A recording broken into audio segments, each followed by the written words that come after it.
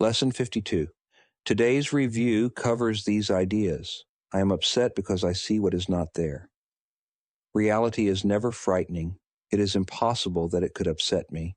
Reality brings only perfect peace. When I am upset, it is always because I have replaced reality with illusions which I made up. The illusions are upsetting because I have given them reality and thus regard reality as an illusion. Nothing in God's creation is affected in any way by this confusion of mine. I am always upset by nothing. I see only the past.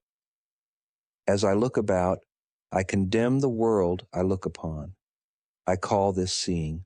I hold the past against everyone and everything, making them my enemies.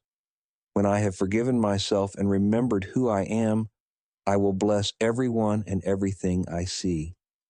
There will be no past, and therefore no enemies. And I will look with God on all that I failed to see before. My mind is preoccupied with past thoughts. I see only my own thoughts, and my mind is preoccupied with the past. What, then, can I see as it is? Let me remember that I look on the past to prevent the present from dawning on my mind.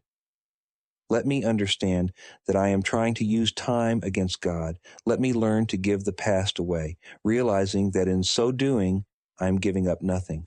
I see nothing as it is now. If I see nothing as it is now, it can truly be said that I see nothing. I can see only what is now. The choice is not whether to see the past or the present. It is merely whether to see or not. What I have chosen to see has cost me vision. Now I would choose again that I may see. My thoughts do not mean anything. I have no private thoughts. Yet it is only private thoughts of which I am aware. What can these thoughts mean? They do not exist, and so they mean nothing.